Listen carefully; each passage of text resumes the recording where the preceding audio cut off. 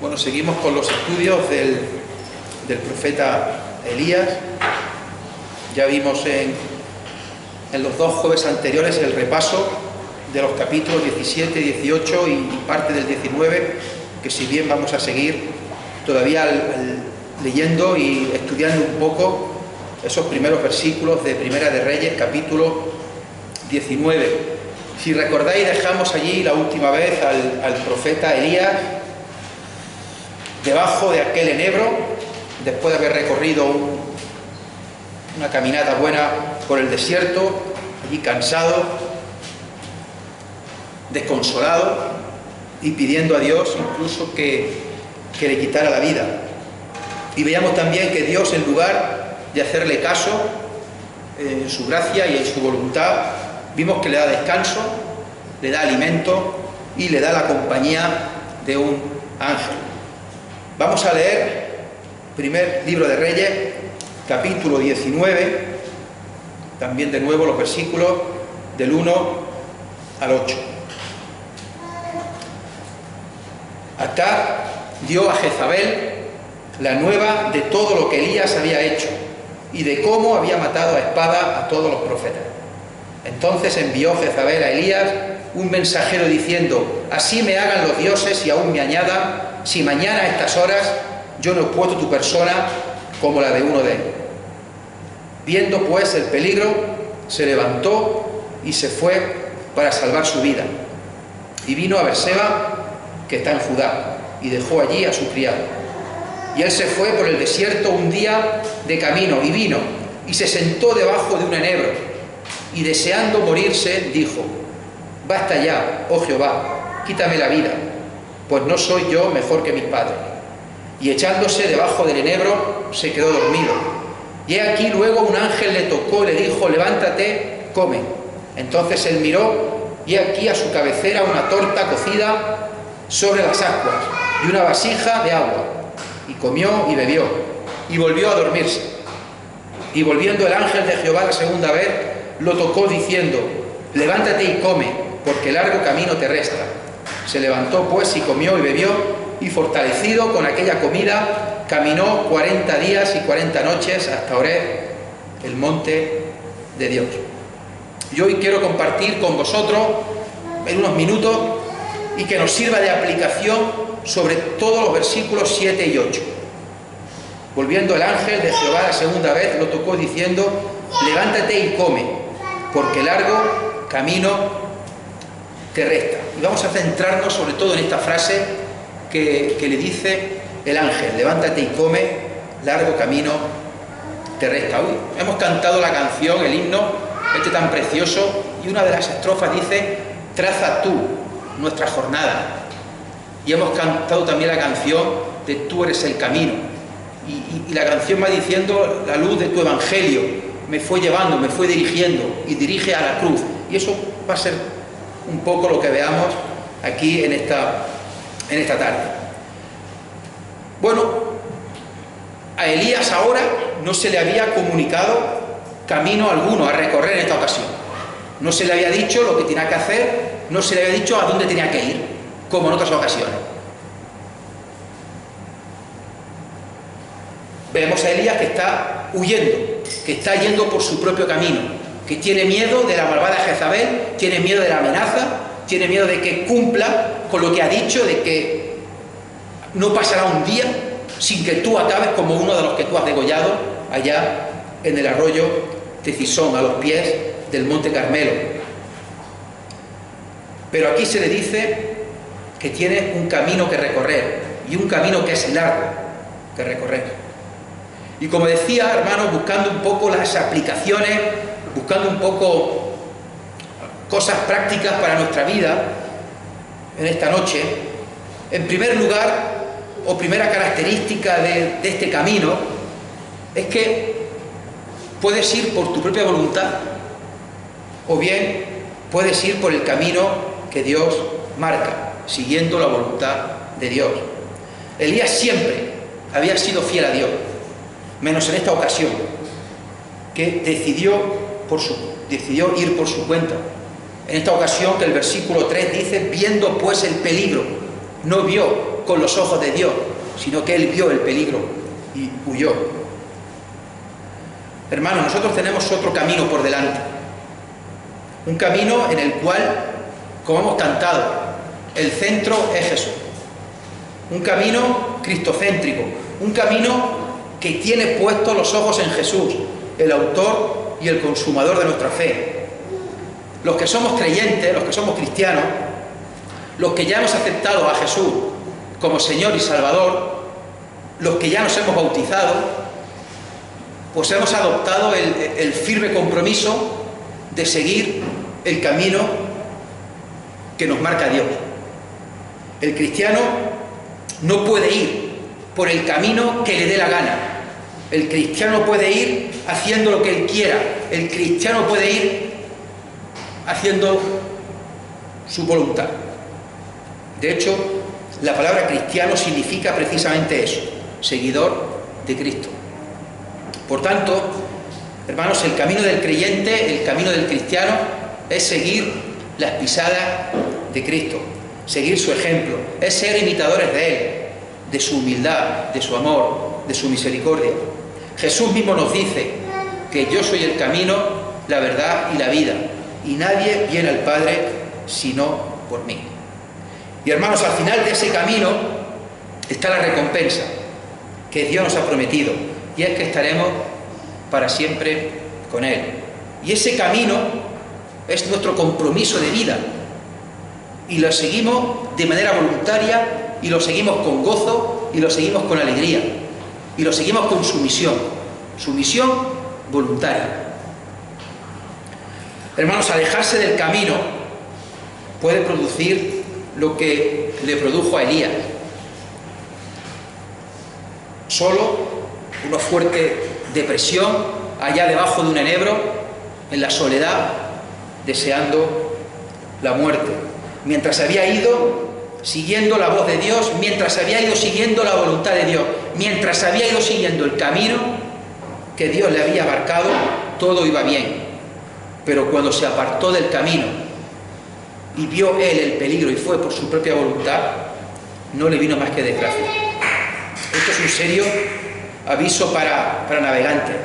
Tenemos que seguir el camino establecido por Dios, seguir el camino que Dios establece en su palabra. Aquí, hermanos, el camino está claro.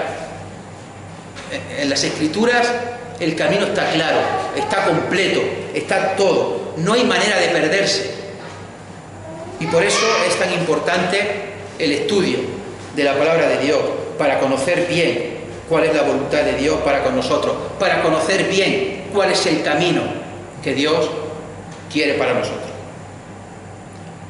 Y además de lo anterior, hermano, como añadidura a lo anterior, la misericordia de Dios es tan grande, pero tan grande, que si aún, por el motivo que sea, te desvías del camino, momentáneamente, circunstancialmente, pues no somos perfectos y todos podemos equivocarnos. Digo que aunque te apartes del camino, Dios te puede levantar, Dios te puede restaurar, te puede dar sustento y te puede dar descanso, como hizo con el profeta Elías, y guiarlo de nuevo en el camino correcto, tal y como veremos en sucesivos jueves. En segundo lugar, hermanos, este largo camino que tenemos por delante, este largo camino que nos resta, no es siempre fácil. No siempre va a ser fácil. Estamos viendo en la vida de Elías que no siempre fue fácil. Él lo tuvo muy complicado siempre. Nosotros quizá no lo tengamos tan difícil como él, pero podemos tener dificultades. Nunca Dios nos ha dicho que el camino vaya a ser fácil. Nunca Dios nos ha dicho que no vayamos a tener problemas, dificultades, enfermedades, tribulaciones, persecuciones. Hermanos, pero Dios sí nos ha dicho que en ese viaje, en ese caminar, no estamos solos. Que Él nos promete que Él está a nuestro lado y que Él promete que además de estar Él a nuestro lado, también tenemos a los demás hermanos alrededor. Pidamos, hermanos, a Dios en oración que nos aumente la fe para seguir por el camino correcto. Pedirle a Dios que nos dé valor, que nos dé fuerza, que nos dé también paciencia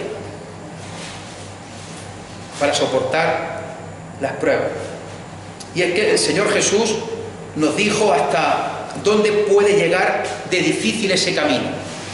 Si hemos dicho antes que el camino nuestro es seguir a Jesús, Jesús nos dice hasta dónde puede llegar ese camino. Si alguno quiere venir en pos de mí, niéguese a sí mismo, tome su cruz cada día y sígame. El límite está en que si hace falta, tomes tu cruz. Ya sabemos lo que significa la cruz, que incluso hasta el límite de poder dar la vida por la causa del Evangelio si hiciese falta.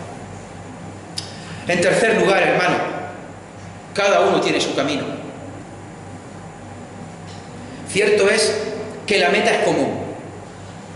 Cierto es que todos tenemos que tener los ojos puestos en Jesús, el autor y consumador de nuestra fe. Pero también es cierto que cada uno tiene su camino. Es un camino individual, cada uno tiene su camino. Y no es el mismo camino, por ejemplo, que pueda tener Juan Carmona que el que pueda tener su nieto Juan. Uno ya ha vivido un largo camino, ya ha vivido muchos años, muchos kilómetros del camino, y Juan está empezando. Muchas cosas en común en el camino, pero cada uno tiene su propio camino por delante. Hermanos, en cuarto lugar, necesitamos del alimento de Dios. El ángel le dijo: levántate y come, porque largo camino te resta. Si no comemos, nuestro cuerpo desfallece. Puedes estar un día sin comer, varios días sin comer, pero si no metes alimento, el cuerpo desfallece. Por eso por la mañana desayunamos, por eso al mediodía almorzamos, por eso por la tarde merendáis y por eso por la noche cenáis. Yo es que ya me quedo solo en el desayuno y en el almuerzo. Hermano, el camino lo recorres tú, el camino lo andas tú, pero el alimento te lo da Dios. No tienes que buscar el alimento, no tienes que ir buscando el sustento para ese camino diario. Dios en su palabra y con su espíritu nos da el alimento, nos da el sustento, y nosotros tenemos que recorrer el camino. Dios nos pide de nosotros acción, respuesta, que andemos el camino, pero el alimento lo da Él. Esto es más importante de lo que creemos. El profeta se levantó, versículo 8, se levantó, comió y bebió. Obedeció al ángel. Elías obedeció al ángel. No se enfrentó a él, no se enfrentó al ángel. No se burló de que le hiciese pan, de que dijese: otra vez pan. Me mandan al arroyo de Querit y los cuervos me traen pan. Me voy a la escuela de Sarepta y pan. Y ahora aquí me dan pan. Vaya altura de pan. No dice eso. No se negó tampoco a comer. No dijo: no, si estoy aquí esperando la muerte, no quiero comer. Por otro lado, tampoco se ve ninguna palabra de agradecimiento. Tampoco agradece, tampoco dice gracias. Lo que dice la Escritura es lo que dice la Escritura. Se levantó, pues, y comió y bebió. Elías obedeció lo que le estaba diciendo el mensajero de Dios. Obedecer. Esa característica tan importante que hemos visto en semanas atrás del profeta Elías. Obediencia y oración. Obedece. Él sabía que el único culpable de la situación en la cual se encontraba allí solo, perdido, abandonado, con miedo por lo que podía hacerle Jezabel,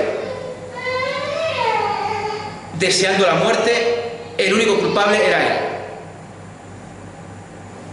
Podemos decir incluso esa situación vergonzosa y humillante para todo un enviado de Dios. El culpable era él. En quinto lugar, el ángel no le dijo dónde tenía que ir exactamente. No le dice, levántate y vete a tal sitio. No le dice nada. Levántate porque largo camino te resta. No le dice el lugar específico, como otras veces le había dicho que fuera delante del rey Acab, que fuera al arroyo de Querit, que fuera a Sarepta de Sidón, que fuera al monte Carmelo. No se le dice el lugar exacto al cual tiene que ir. ¿Qué hizo él? ¿Protestó? ¿Dijo a dónde voy? No, de nuevo obedeció. Se levantó y echó a andar.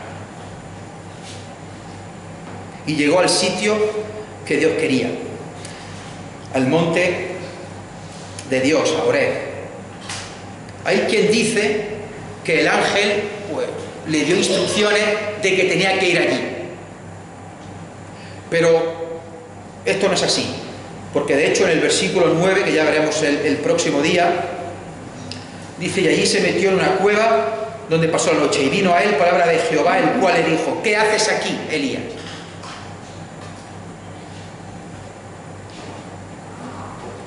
Así que no parece que el ángel le dijera exactamente o directamente a dónde tenía que ir, pero Dios sí lo fue guiando allí. Hermanos, nada es casual. No es que Dios se limite a saberlo todo. No es que Dios sea omnisciente y ya está. Dios lo controla todo en su soberanía.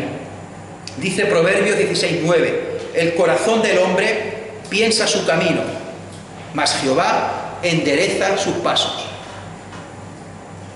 El corazón del hombre piensa su camino, pero Jehová endereza sus pasos. El corazón de Elías pensaría un camino, pero Dios enderezó el camino del profeta.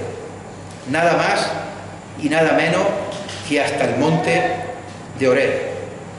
Y nada más y nada menos que 40 días andando y 40 noches andando sin parar. Menuda caminata. Yo que me voy una hora por las tardes, ya que estoy cansado. Imaginaros entonces 40 días y 40 noches. Si hacemos un poco los cálculos, claro, a mí es que me gusta hacer cálculos. Si multiplicas 40 días por 24 horas que tiene un día y a un ritmo que se puede ir andando más o menos de 5 kilómetros por hora, pues eso son 4.800 kilómetros. Así yendo un ritmo despacio. 4.800 kilómetros. Lo que pudo andar en esos 40 días y esas 40 noches. Realmente no había esa distancia. Desde el punto en el cual se encontraba hasta el monte de Horeb, no hay esa distancia. Y lo sé porque lo he buscado en Google Maps. Tú pones Berseba y pones monte de Horeb, caminar y yendo andando, y hay unos 400 y pico kilómetros. Te creen incluso varios sitios alternativos. Algunos dicen son 300, 400, en línea recta no vas a ir. 400 y pico kilómetros. O sea, haciendo apenas 11 kilómetros al día, podríamos llegar o hacer esa distancia en 40 días. A no ser que seas Paqui, Orozco, que quizás se lo haga en 15 días. Así que el profeta iría dando un buen rodeo, iría dando muchísimas vueltas, de un lado para otro. 40 días. ¿No suena eso ¿No suena al pueblo de Israel dando vueltas por el desierto? 40 años. Realmente la distancia no era tan larga, debe haber recorrido en poco tiempo, y estuvieron 40 años dando vueltas por el desierto, fortalecido con aquella comida. Caminó 40 días y 40 noches. Vaya pan que le hizo el ángel para que le proporcionara tal fuerza. Bueno, y fue el monte de Horeb, al lugar donde al menos en el Antiguo Testamento se reconocía la mayor presencia de Dios. Si se preguntara a algún judío dónde crees que está mayor la presencia de Dios, te diría en el monte de Horeb. Como ya sabéis, el monte de Horeb y el monte Sinaí es lo mismo. Monte de Horeb y monte Sinaí. Fue allí donde Dios le apareció a Moisés en una zarza. Vamos a ver Éxodo 3, los primeros 3 versículos. Éxodo capítulo 3, versículos 1 al 4. Vamos al 4. Éxodo 3, versículo 1. Apacentando Moisés las ovejas de Jetro, su suegro, sacerdote de Madián, llevó las ovejas a través del desierto y llegó hasta Horeb, monte de Dios. Y se le apareció el ángel de Jehová en una llama de fuego en medio de una zarza. Y él miró y vio que la zarza ardía en fuego y la zarza no se consumía. Entonces Moisés dijo: iré yo ahora y veré esta grande visión. ¿Por qué causa la zarza no se quema? Viendo Jehová que él iba a ver, lo llamó Dios de en medio de la zarza y dijo: Moisés, Moisés. Y él respondió: heme aquí. Además, en el monte de Horeb, en el monte Sinaí, fue también donde Israel recibió la ley. Y vamos a leer también en Deuteronomio capítulo 4 y versículos del 9 al 15. Deuteronomio capítulo 4, versículos 9 al 15. Por tanto, guárdate y guarda tu alma con diligencia, para que no te olvides de las cosas que tus ojos han visto, ni se aparten de tu corazón todos los días de tu vida.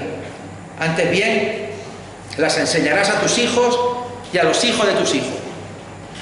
El día que estuviste delante de Jehová tu Dios en Horeb, cuando Jehová me dijo: reúneme al pueblo para que yo les haga oír mis palabras, las cuales aprenderán para temerme todos los días que vivieren sobre la tierra, y las enseñarán a sus hijos.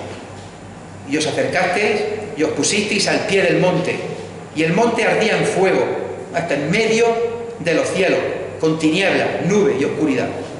Y habló Jehová con vosotros de en medio del fuego. Oísteis la voz de sus palabras, mas a excepción de oír la voz, ninguna figura visteis.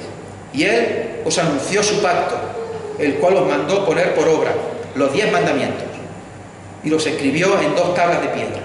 A mí también me mandó Jehová en aquel tiempo que os enseñase los estatutos y juicios, para que los pusieseis por obra en la tierra a la cual pasáis a tomar posesión de ella. Una curiosidad: desde este pasaje, desde esta escena, desde que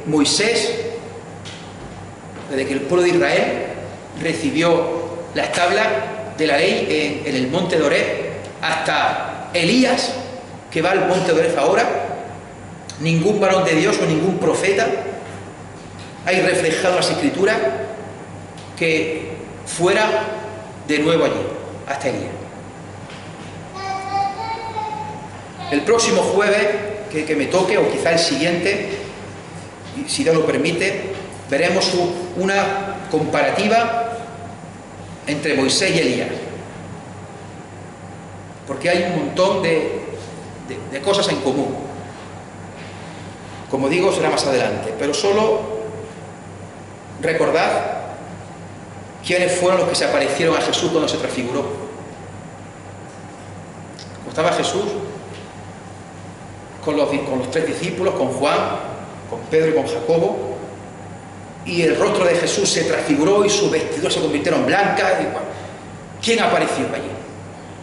Moisés y Elías.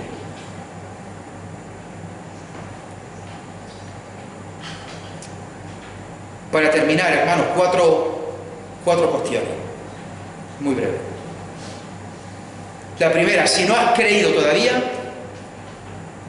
acude a Jesús para que te salve y para que sigas su camino, para que sigas sus pisadas. En segundo lugar, si ya has creído, como la mayoría de los que estamos aquí,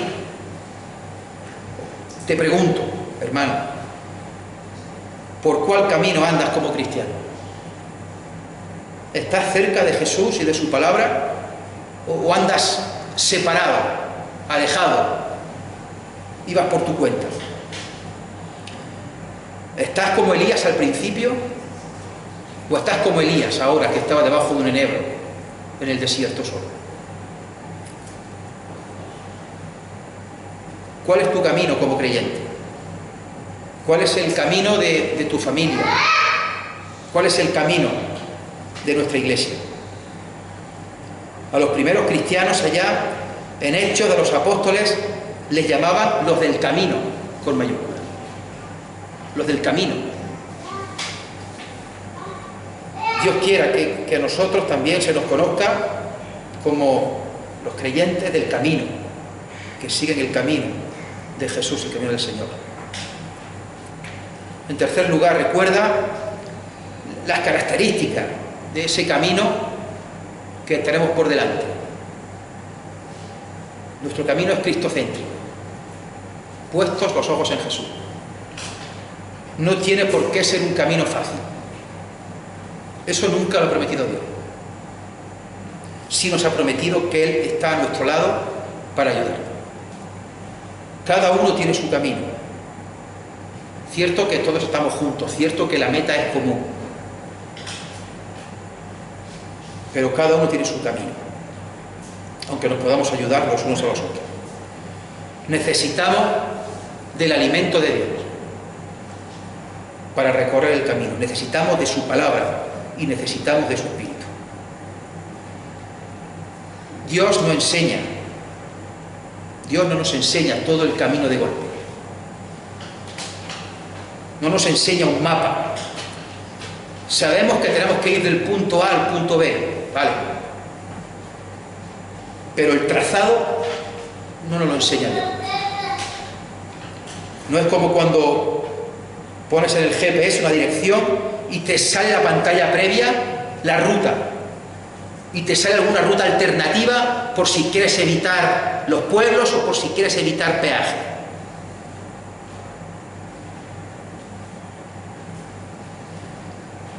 Hermanos, Dios te dice, Dios me dice, largo camino terrestre. Echa a andar. Y ya te iré enseñando yo el camino poco a poco. Ya te iré guiando. Ya te iré acompañando. Ya te iré consolando.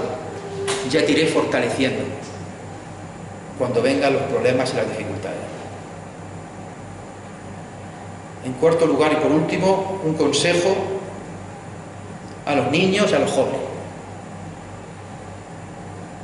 Un versículo del libro de Eclesiastés, capítulo 11 y versículo 9, y que hace muchos años me lo escribió mi madre en la Biblia. Este versículo tan precioso. Alégrate, joven.